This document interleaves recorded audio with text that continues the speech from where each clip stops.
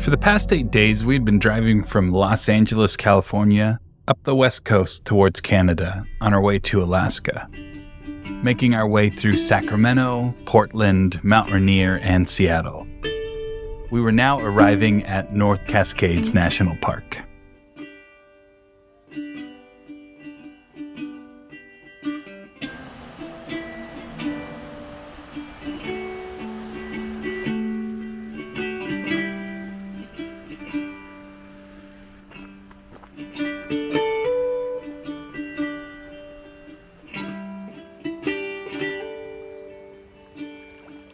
We took in as many old-growth forests, mountain views, and alpine lakes as possible on our short day there, before making camp and calling it a night.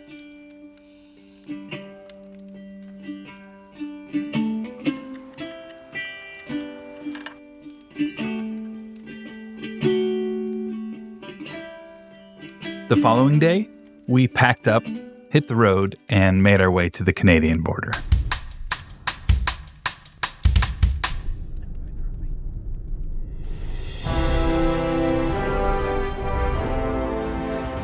Welcome to Canada.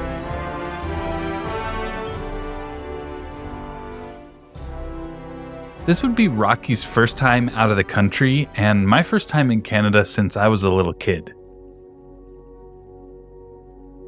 My grandparents are from Canada and our family went to Vancouver on vacation twice when I was younger. But I only barely remember one of those trips. I'd wanted to return as an adult to revisit some memories and make some new ones, and a drive to Alaska seemed like the perfect excuse to spend a couple of days in British Columbia.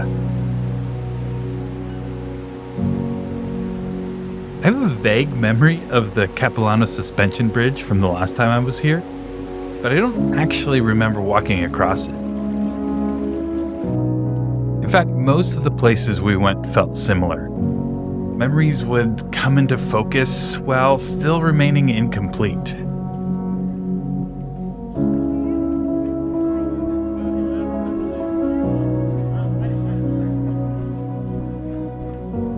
And maybe like a missing puzzle piece, these new experiences sort of filled in the gaps, creating a more complete picture.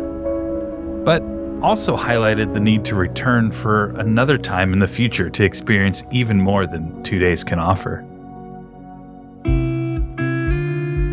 We ended the day at Stanley Park, walking the seawall, watching the sunset, and preparing for another day in Vancouver.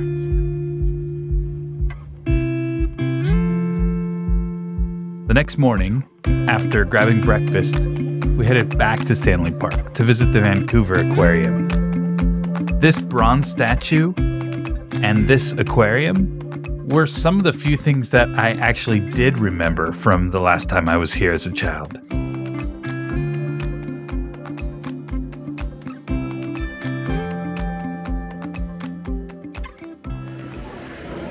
Rocky, what are we going to do? We're going to touch some sea stars.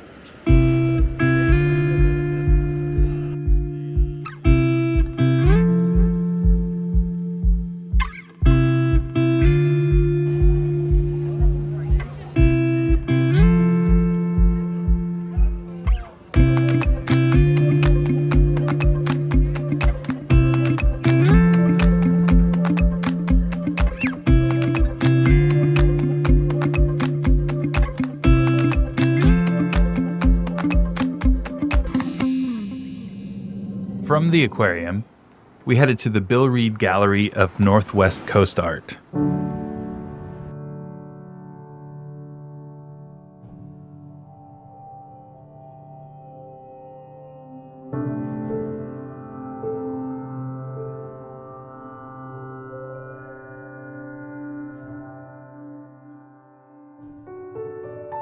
Bill Reed, the Haida artist who sculptured that bronze orca outside the Vancouver Aquarium, was once married to my grandmother's sister. After seeing some of his art in my grandparents' house growing up, I jumped at the chance to see more of his work and other Northwest Coast artists.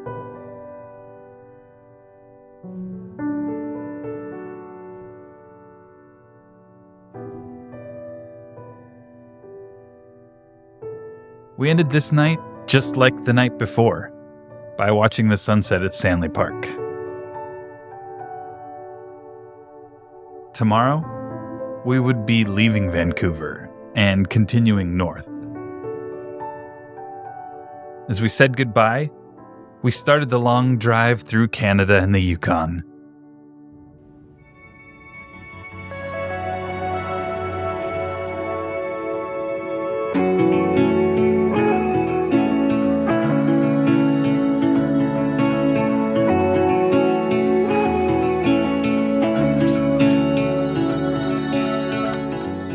Ain't this the life? Sitting in a car, in the rain, eating the same lunch we've had now for like 13 days in a row. But we're not just sitting in any random parking lot. We're sitting at the start of the ALCAN highway.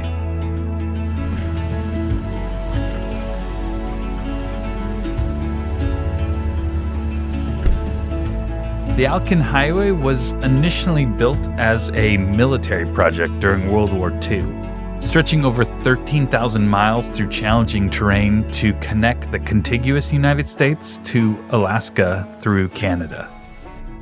For us, it marked the end of cities as we knew them and the beginning of towns known for having more wild animals than residents.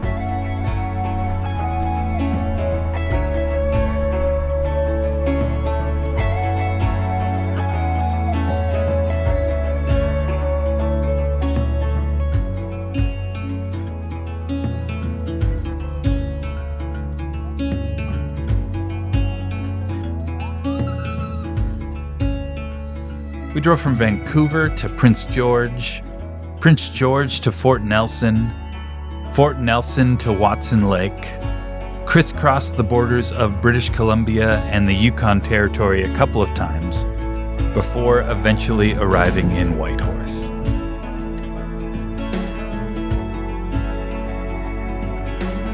We made it to the Yukon!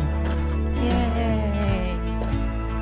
But before we got to Alaska, we visited the Signpost Forests and the Carcross Desert.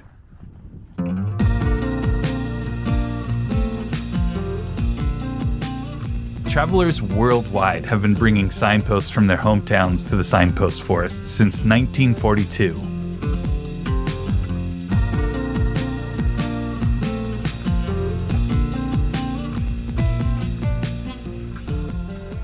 The last number I saw said there was over 77,000 signs.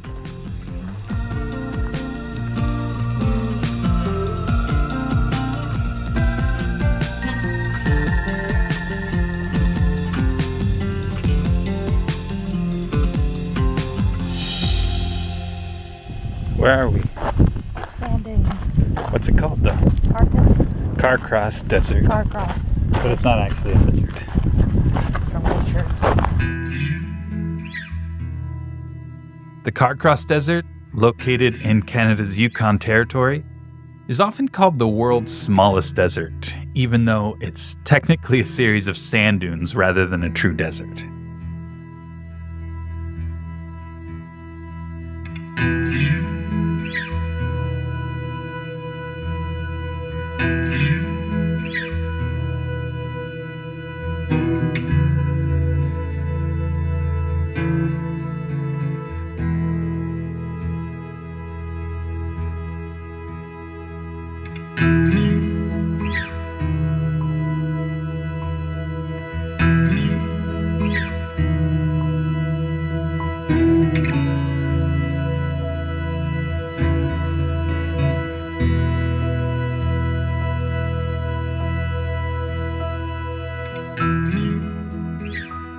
We left Carcross and headed to Whitehorse for one last night in the Yukon, before crossing the border into Alaska.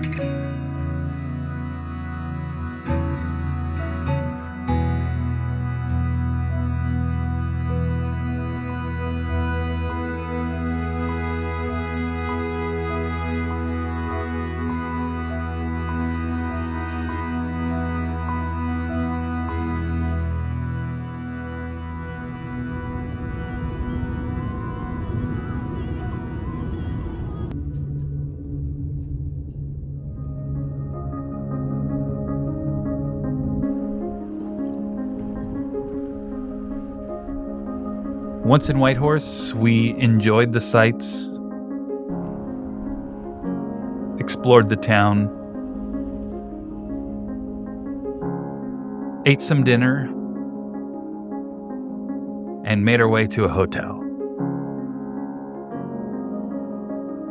We'd been on the road now for 2 weeks, and it was now almost time to drive into Alaska.